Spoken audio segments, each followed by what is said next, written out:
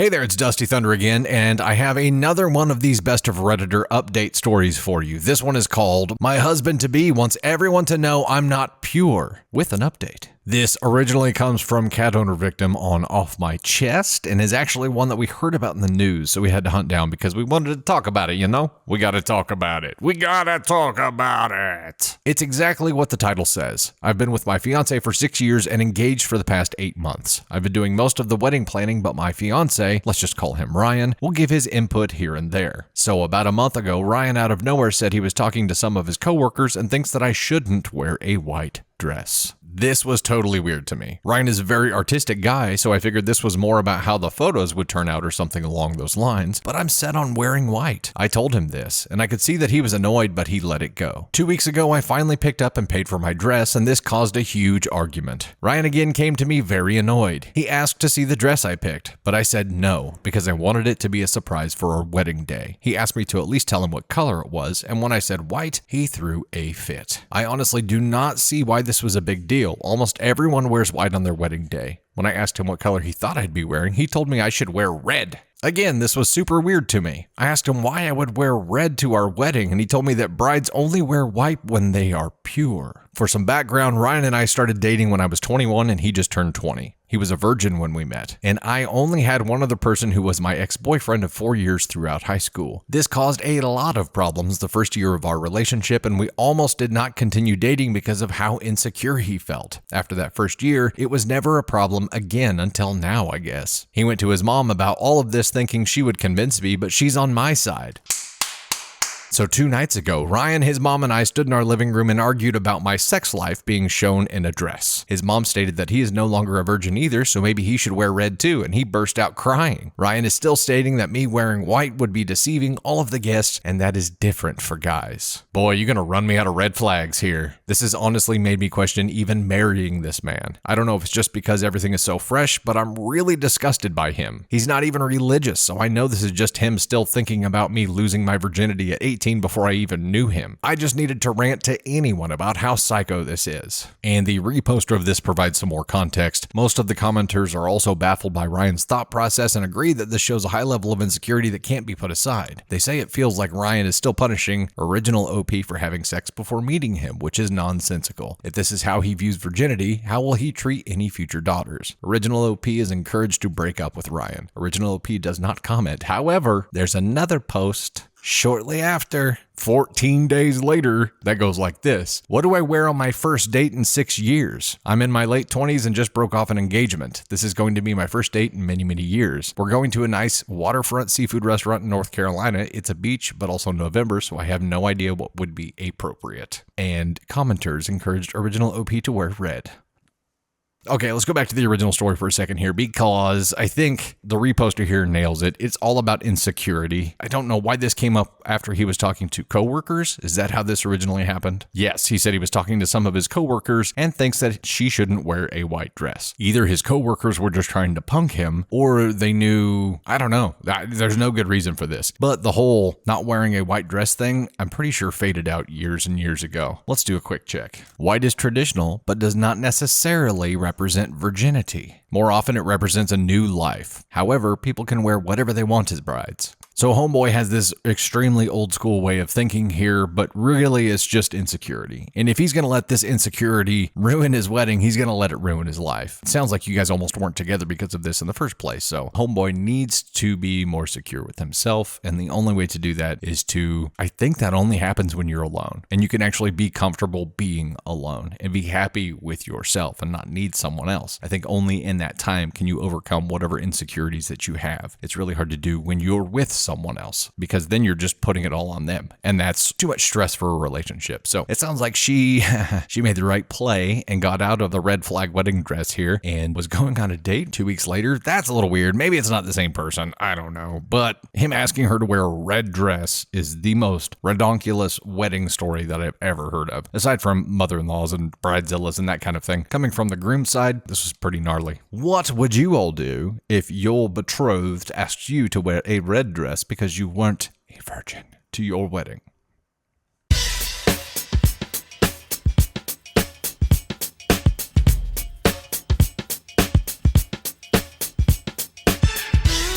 Hello there, it's Dusty Thunder with another follower-submitted AITA story for you. This one goes like this. Am I the astronaut for not wanting to go back to work? I, 28 female, and my husband, 31 male, have recently come into some financial trouble. He works 4/10s with occasional weekend and overtime and makes decent money overall. We have 4 kids, 12 male, his bio, my bonus, 7 male, 4 female, and 3 months female. Before our youngest was born, I'd been working 3 days a week at our local diner, pulling in enough tips to cover groceries, our daughter's preschool tuition, and some other odds and ends. His brother was living in our basement, and his small rent amount was enough to cover some of this, but he hadn't been paying, so I went back to work after being a stay-at-home mom for 4 years. I liked working and being able to contribute this way, but I was always exhausted and falling behind on housework over the weekend. I'm responsible for all of the cooking, cleaning, laundry, childcare, bringing the kids to school and picking them up, including my bonus son who goes to school half an hour away, caring for our pets, grocery shopping, etc. When I'd get home from work, the house would be in chaos and a million things would be asked of me immediately, as if my family had been storing them up, waiting for me to return. I'd get home between 2 and 3 p.m., the kids hadn't had breakfast, husband typically didn't wake up until 11 or noon, and if they had lunch, it was a burnt frozen pizza. Nothing wrong with frozen pizza, but not feeding them anything else for lunch in 3 days in a row is frustrating in my opinion. My husband is a good dad. He's just the fun dad. He'll take the kids sledding and on 4-wheeler rides, play video games or Nerf wars with them, stuff I don't really do, but when it comes to actually taking care of their needs, he's at a loss. He's never bathed any of our children, could count the number of diapers he's done total on one hand, can't, or rather won't, make them an actual meal. To paint a picture, when I was in the hospital for 4 days after having our youngest, he was off work and home with them. He couldn't be bothered to wake up, so they missed school all that week. When they came to visit the day I was discharged, it was clear our daughter's hair hadn't been brushed one time. She has very thick, curly hair that requires maintenance or it becomes unmanageable, and my son was in the same clothes I gave him the day I went in. After I'd been working a year and a half, our daughter, 2.5 at the time, got out of the house without him knowing he was asleep. My work is literally a 4-minute walk from my house. I was at work when the gas station across the street called the restaurant to ask if we had the number for the nearby campground because a small child had wandered over there. When I heard their description, I knew, dropped the phone and ran over there. Thank goodness she was fine, but anything could have happened. We live in a heavily wooded rural area near a highway. I was petrified going to work every day after that. Recently, after being gone for a year, the brother has moved back into the basement with his girlfriend and is once again not paying money. He doesn't have a job or vehicle, so he's constantly using ours. With the world the way that it is as of late, me not working and no extra income from rent, we're struggling.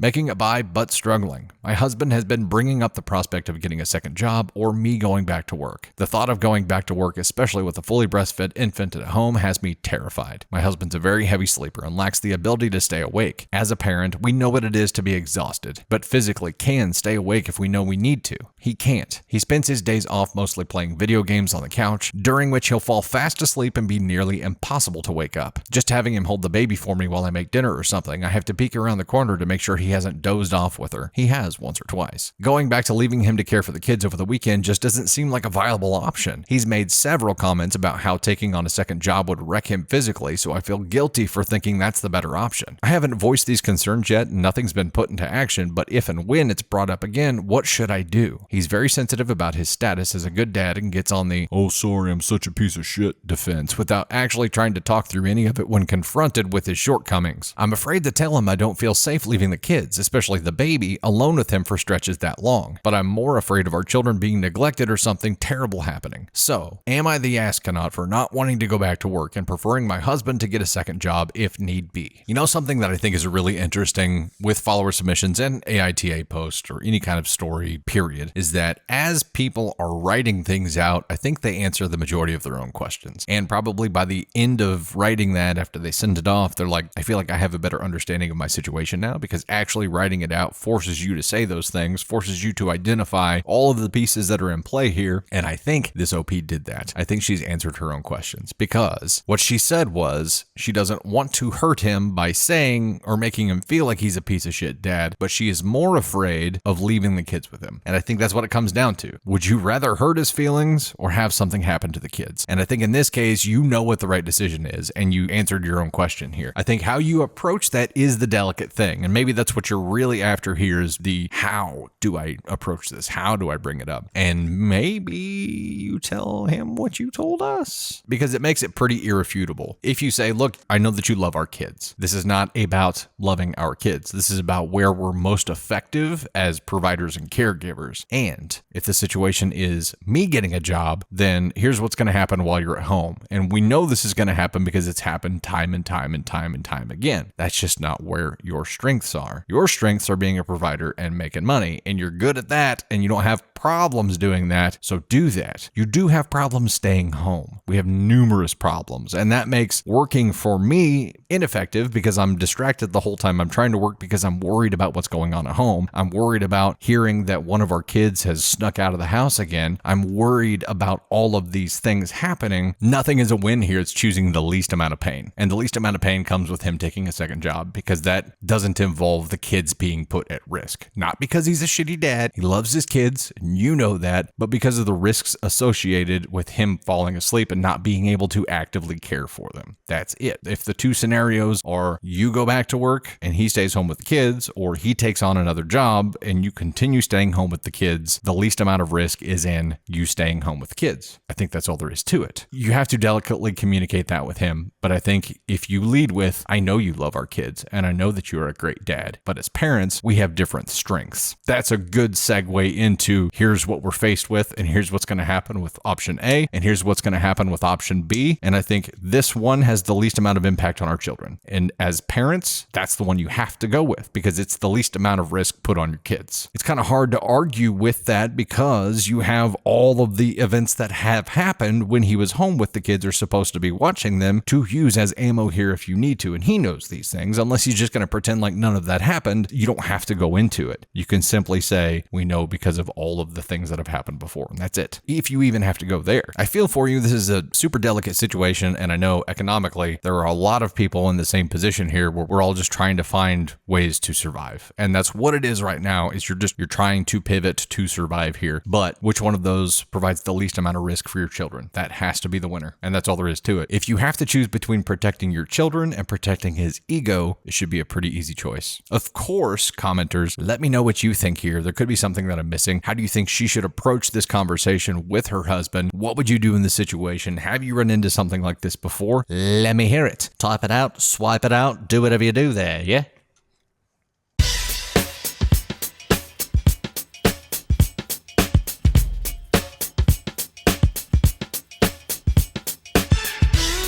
Hey there, it's Dusty Thunder again, and I have an update for you from a story that we covered that was a follower submission, and it is the one with the love triangle. OP actually reached back out to us and said that after seeing our video and all of the comments, she wanted to answer some questions. So let's see what we got here. To answer some questions, we were great friends as well as just friends with benefits. The baby was an accident, but none of us would change her for the world. We were not in a relationship and there were no stipulations or anything. I developed bigger feelings for him just before our daughter was born. He has been there for me through some pretty rough times. He's my biggest supporter, but I knew my place in the situation. We had previously talked about what he would do if I decided to start dating again. Remember, I had just gotten out of a horrible marriage. He stated he would feel some sort of way, but ultimately he would have to deal with it. I didn't want him to get pissy and jealous because of my date, especially if it didn't work out. I realized that bit does make me the a-hole. The dates that I went on were to try to help myself get over him and maintain the way things were going for them. Like if I just stepped out of the triangle and found something that was completely mine, then everything would just be fine. Even if he didn't pick me, he'd still be my best friend and the father of my daughter. It was all in all a complex situation that's been going on for a while, but he did make a decision. I'm sure people will say there are red flags and he will do to me what he did to her. His biggest fear with being with me is that I'll leave him for someone younger, but he did choose me. The ex-fiance and I still have a good relationship, and she is still going to be in our daughter's life, and she is still his best friend. Also, they had apparently talked about separating before all of this, but for other reasons. My life is pretty much a telenovela. One of the important things that OP clarifies here is that they were not in a polyamorous relationship. Polyamorous relationships are whatever, you do you. I know there were some comments in the last video that because I didn't bring this out as a polyamorous possibility that people thought I was anti-polyamorous relationships, and I'm not. I don't care. You do you. If it brings you joy, cool. If you can navigate the situation, even better for you. But this is not the situation here. OP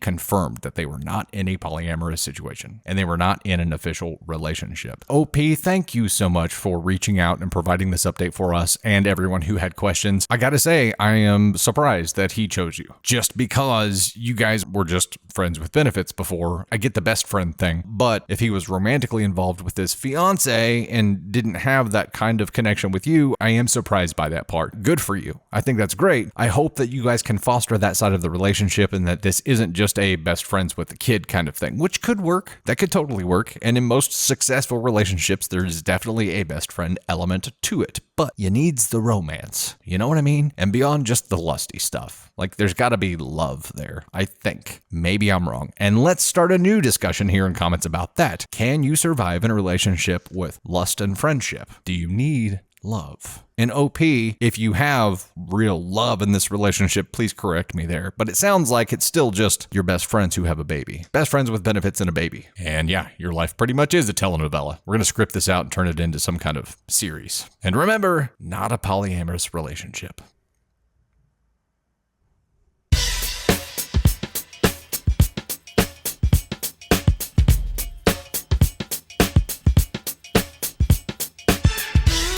Hey there, it's Dusty Thunder again, and I have yet another follower-submitted AITA story for you. This one goes like this. Am I the astronaut for telling my sister's husband that she has been trying to have a baby without telling him? She has been married to her husband for 6 years. He has never wanted to have kids and made it clear before they got serious and again before they got married. Over Christmas, she told everyone she's pregnant. Her husband's face dropped and we could tell he was not happy about it. He walked outside. His mom went outside with him. Everyone was confused but quickly got excited for the first grandbaby. She started crying and went to the bathroom. I went to talk to her and asked her if she was okay because I know kids are not something they wanted. She just cried more and said she had worked so hard for a year to make this happen. He still isn't happy. I didn't know they were trying, so I asked why he wasn't happy about the baby if they had been trying. She told me he didn't know I was doing it. I just wanted a baby and he didn't, so I went about it on my own. She told me she has taken ovulation tests each month and has been taking ovulation medication from her doctor to help. She also stopped birth control. I flipped out and asked what the hell was wrong with her to do that to her husband, who was clear that he didn't want kids. She yelled that it was her body and her choice. Even more angry, I yelled that having a baby doesn't just affect you, but your husband too. She told me that I wouldn't understand and slammed the bathroom door and locked it. I was extremely pissed off because I know how effed up this situation was becoming. I went to her husband and told him everything she had just told me. He yelled, "You gotta be kidding me," and I told him I wish I was. He went to talk with her, which was just a lot of yelling. Then he left. Everyone is pissed at me for telling him. My family called me a piece of shit for not minding my business and kicked me out, and I went home. I live an hour away, thank God, but my phone wouldn't stop blowing up. I found out a few days ago that he is leaving her and left the divorce papers for her to sign. No one knows where he is. I now feel like I was the asshole for causing the heartbreak. My whole family hates me besides my dad and my husband. So, am I the astronaut?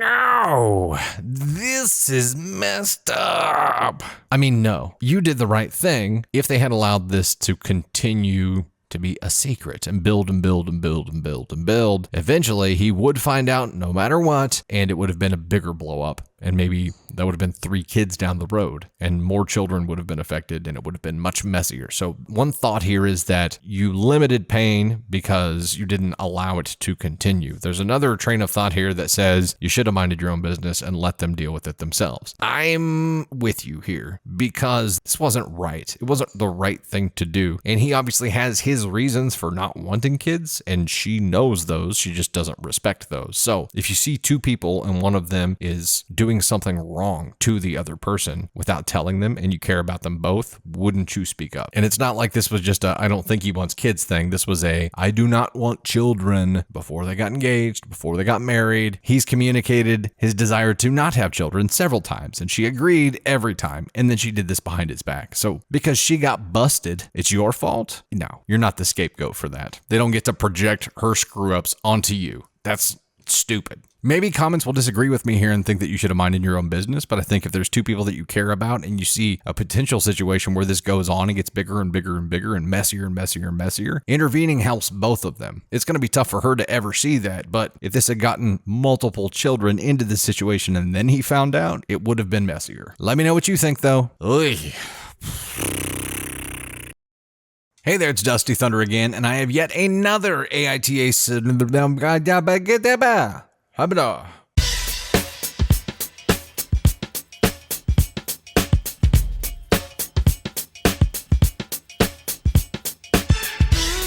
Hey there, it's Dusty Thunder again, and this time we have an AITA post from our Dusty Thunder subreddit. This one goes like this. Am I the astronaut for distancing myself before a date? I, 32 female, recently met G, 35 male, on a dating app. We started talking 5 days ago and made plans to meet up tomorrow. We had 2 long phone conversations where I mostly enjoyed getting to know him. However, he kind of overwhelmed me with a lot of deeply personal things I wouldn't share in the first month or so of dating. I felt like he was pressuring me by saying he would change his career plans if that's what I wanted. It was almost like he was making major life decisions before we even met in person. And in the first week of talking, he told me several times that he deleted his profile, like he was looking for me to do the same, and I think it's way too soon to be discussing these things. He's also been divorced for about a year and still has photos of them together on SM. We had both agreed the first time we talked to take things slow. However, he told me he saved a lot of photos from my SM and likes to stare at pictures of me. He seems to be hyper-focusing on every little detail, asking about my glasses prescription and past hairstyles. So for the last 2 days, I've been kind of distancing myself and trying to slow things down. This morning, I woke up to a long text message asking me if I'm seeing someone else.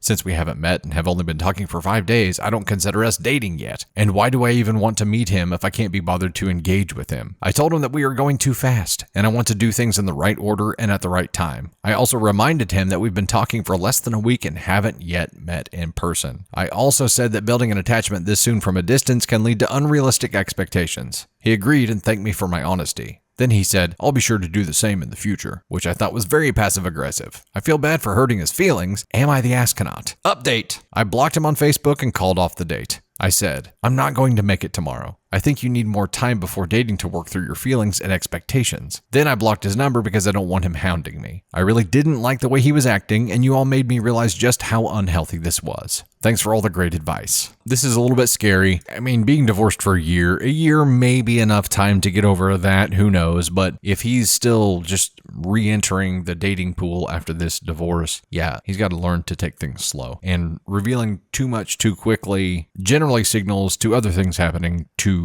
quickly as well, and there being this kind of too much too quickly theme throughout the relationship, which doesn't end anywhere healthy. It is scary, and I think you did the right thing calling it off and backpedaling a little bit and creating some distance. The kind of questions that he was asking are really concerning. Glasses prescriptions and past hairstyles. Lots of red flags several times. If you get a weird vibe at this point in just pre-meeting conversations, yeah, backpedal. You had plenty to go on to know that this was going to be an uncomfortable situation if you did meet in person. And if you did meet in person and you ended up not having a spark, what then? How uncomfortable would it be to try to distance yourself then? So you did the right thing here. Hopefully this guy doesn't know about anything where you live or anything like that, because just based on his communication, making major life decisions before you even met in person, wanting to know minute details about you. Obviously, it's been a long time since I've been in the dating game, but is this what y'all have to deal with now? That sucks. I think the same rules as before apply though. It's if you hit it off with someone, you hit it off with someone. But you still have to be respectful and take things slow and really do like a quality check at every point in that process. And here, before you've even met, he's talking about changing his career path for you. And yeah, that's either he's just like a really great guy and he just gives himself away too fast, like he just gives too much of himself away too quickly, and that's entirely possible. Or he's love bombing you, or there are all kinds of other explanations, many of them not good. Even if he is just a super nice guy who's given too much too fast away, that still leads to complications in the relationship. So you did the right thing here. So glad I'm not in the dating world anymore, because this sounds like a shit show. This sounds like a shit show. This sounds like a hell of a time. This sounds like a shit show. I'm glad it wasn't mine.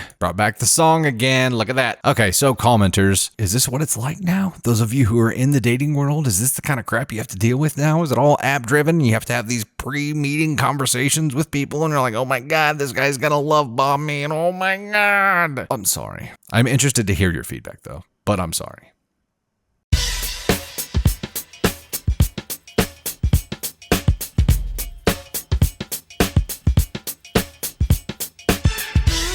Hey there, it's Dusty Thunder, and I have another follower-submitted AITA story for you. Am I the thunderhole for possibly getting one of my professors fired? To give some context, I am a doctorate student in my second year. Passing a lecture course at this level requires a grade of 80 or higher. Also, I am the only guy in my class. I took a course from Professor G, let us call her G, last semester. She is a terrific professor, although I had heard before enrolling in this course that she is difficult and occasionally overwhelming. She was fine for the first few weeks of the semester, nothing remarkable, but also not awful. In the third week of classes, the professor began to speak to me in a sexist manner, saying, "All men are drunken idiots who want to touch women improperly, even OP." I made the decision to ignore the comments and not deal with it. G's mother passed away about 2 or 3 weeks before our midterm. This was brought up in our class. G was absent while our program searched for a replacement, but the professor returned 2 days after her mother passed away. She claimed she was okay to teach and did not need a break. G's actions began to alter at this point. Later that week, my class took an exam. Everyone fared well, but our professor believed we cheated. She said, "There is no way most of you correctly answered question 4. No one should have, unless you cheated."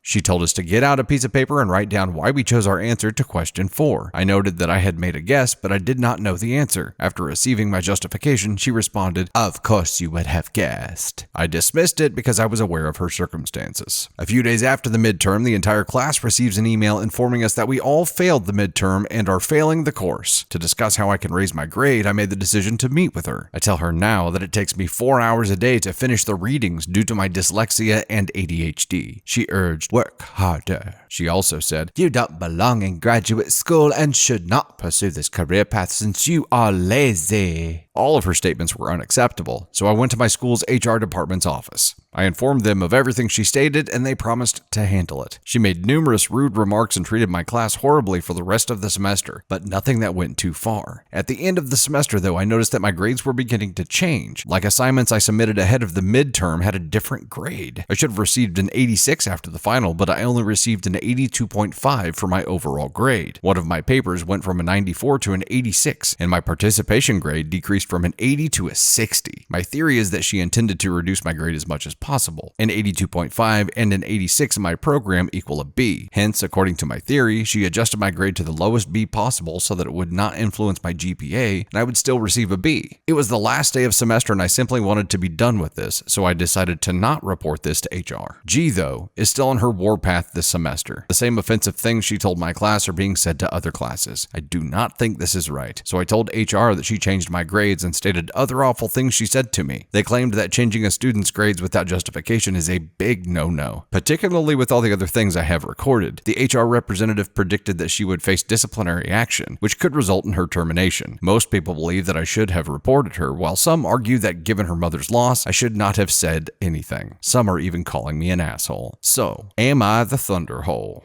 Nay, nay, you are absolutely not the asshole here. You, more so than anyone, were the target of her ire. So, you had more reason to speak up than anyone. Also, this is just not okay, period. It's not okay to be singled out. It's not okay to treat an entire class like that just because you're going through something in your life. There's also a power trip and power abuse element to this. The things that she is doing to people in her classes are life-altering. Those actions can affect someone's trajectory in life, their career path, and thus a whole lot of other things. Just because she's in a shitty mood or doesn't like someone, taking that out on people and harming their entire lives because she's in a bad mood or she's going through some shit is completely unacceptable. For an educator to use a position like this where they have the ability to influence and better so many people's lives by equipping them for the path that they're going to be on, to do the opposite and to abuse that power and squash people and belittle them and just use that position to take out her woes on someone else is completely out of line. And she should receive disciplinary action for that, and she should be terminated. If you abuse power, you don't get to keep that power. And look at it this way, you have a few people that are calling you an asshole for this. Those few people probably didn't receive as much of the focus as you did, so you have more reason than anyone to stand up and to say something. But also, think about the countless number of students that come in classes after you that would have gone through this, except you spoke up and changed the trajectory of that for them so that hopefully a better educator gets put in that spot, does not abuse the power, does not belittle them, does not take out their life anger on their students and alter their path because they're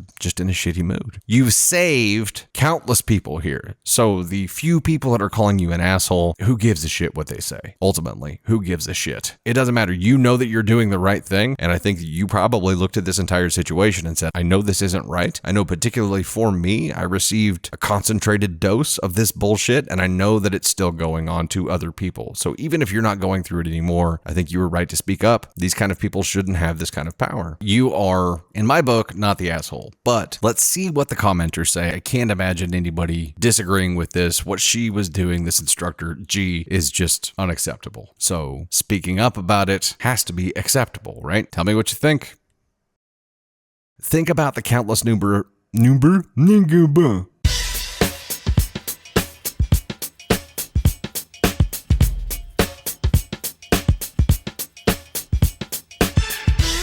Hello there, I'm Dusty Thunder, and this is an AITA story that was submitted by a follower. Am I the thunderhole for feeling weird about the ring my partner may use in a potential future marriage proposal? My partner, D, male 47, and I, female 40, used to date in our 20s. It ended after 5 years as I asked D to move in with me so that I could save up money whilst taking the next step in our relationship. He said no, as he wanted to live at his parents' to save money himself, and we broke up soon after. We both moved on with our lives, and several years later, I met another man. We got married and eventually had 2 kids together. After 12 years, my marriage fell apart and we have since divorced. I finally felt that I was ready to move on, and I went on a couple of dates but felt like something was missing, so I gave up and focused on my kids. One day, I found D on my Facebook, people you will know. He was listed as divorced and it was a new profile. I contacted him out of curiosity. He invited me to coffee the next day and we have been inseparable and loved up ever since. His life had also been turned upside down around the same time my marriage ended. His ex-wife had stolen all of his life savings for her drug habit over the 3 years they were married, over $400K. That was all the money he saved up when he was staying with his parents. And he had to take her to court to make sure that he got his mother's engagement ring back. This bit is important. The plan is to move in together early next year. I'm waiting for my children to finish the school year so they aren't disrupted too much. He adores my children as he was never able to have his own, and has really stepped up to the plate with them as their father is usually absent. There have been 0 red flags, and if anything comes up that might be, we have talked things through rather than being reactive. Things are going really well. And yet here you are. Herein, though, lies where I might be the asshole. We were talking about jewelry one day, and D asked what I would be doing with my old engagement and wedding rings. I said that I was planning to keep them safe until my boys got older. D mentioned that he got his mother's engagement ring back from his ex, and that he wanted to eventually propose to me with it, as it was a very special heirloom to him and was a very beautiful and expensive ring. Whilst it made me happy he was thinking of eventually proposing, I did feel a little upset about the possibility of being proposed to with the same ring that a toxic and dangerous person wore for 3 years. I believe that objects can carry memories, and I physically flinched at the thought of it being mine after how horrible the end of their marriage was. Drugs, mental health, and suicide attempts on her part to keep him around. It was a complete mind F and toxic. He became a little upset at this, saying that it was because the ring had been his mother's. He said he wasn't being a cheapskate, and that he would want to propose with her ring because she and his dad had 35 happy years together before she passed. He said that because she and I got along so well, she'd given him the ring to hold on to when we were together, and it was her wish that it was always meant to be mine. When we split up without hope of reconciliation, he'd put it away until he met his ex. This information blindsided me, and I felt like an asshole, as his mom was a lovely woman. 2 close friends have said it's the thought that counts, and another straight up called him a cheapskate, and he should at least alter the ring to make it new. I don't agree completely with either, and I know that he has very strong feelings for me, but also about this piece of jewelry and what it means to him. I've just been mulling over this for a few weeks now since the discussion about it. So, am I the asshole for feeling funny about potentially receiving the ring in a marriage proposal when he's already used it? I don't want him to propose, then regret it if he sees me wearing the ring she used to, and I'm afraid of the transference of negative vibes, if that makes sense. He's the sweetest man, both myself and my children love him dearly. Help, crying face.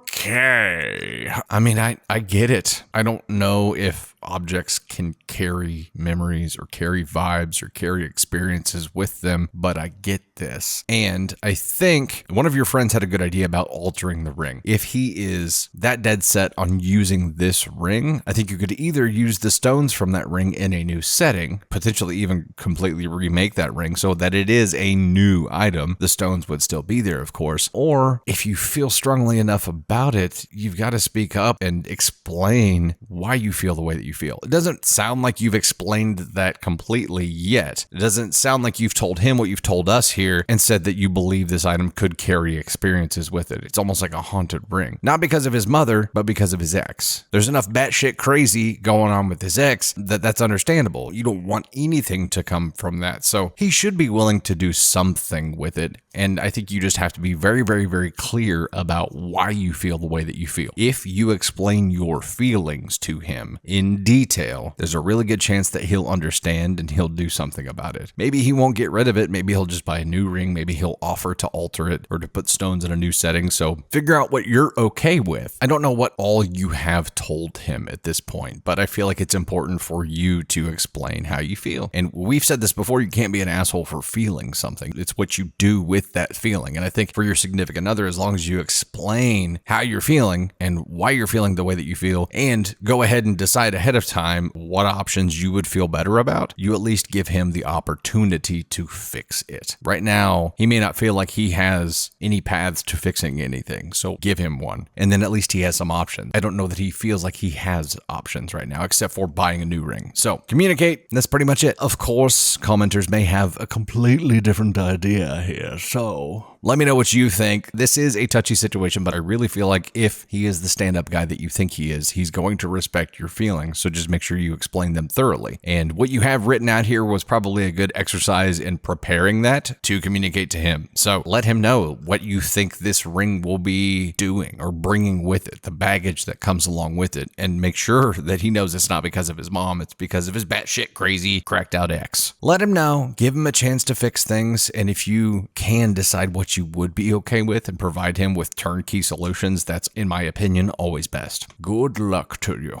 My partner may use in a potential future. His life had also. D asked what I would be doing with my old engagement ring. Whilst it made me happy, he was thinking of eventually being proposing.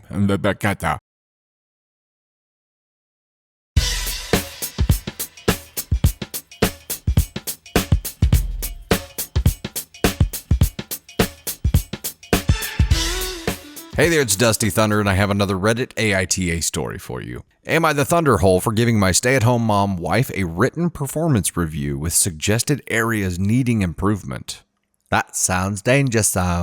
I, 33 male, share one child, 6 female, with my wife, 36 female. She has another daughter, 13 female, that lives with us full time. We also have custody of our niece, 15 female. The teens are each other's best friends. They share a large bedroom, which was done at their request. The dynamic here is pretty much mom and youngest against the teens, with me being the referee between everyone. Oh, lovely. My wife has taught the youngest she can blame others for her actions to avoid consequences. She just says the word, one of the teens will get punished without question. There's no doubt she's my wife's favorite. I love her, but she's becoming nothing more than an entitled brat. As just a mere example, my wife and I had an appointment we both needed to attend. When we came back, it was apparent the pool had been used. They're not allowed to swim while we aren't home. As the youngest divulged, "Mommy, I was in my room coloring. I never went swimming." The teens said that was not true. She had gone swimming as well. Only the teens were punished. My wife refused to give the youngest any type of consequence. I later found her wet swimming suit hidden in the garage. My wife and I argued. I felt strongly she needed to not only be punished for swimming, but also for lying. After a relentless disagreement, I was silenced as she gave the youngest a very minimal consequence. The lying, blaming, and favoritism ultimately caused the teens to act out, understandably. Most of their consequences are done by giving more chores, specifically the chores the 6-year-old has. Or as recent, they were removed from music lessons as a consequence. I believe they're so frustrated they don't even care when they verbally attack their mother after her unfair treatment towards them. After all, they already got blamed and punished for things they don't even do. From my perspective, lashing out gives them a release.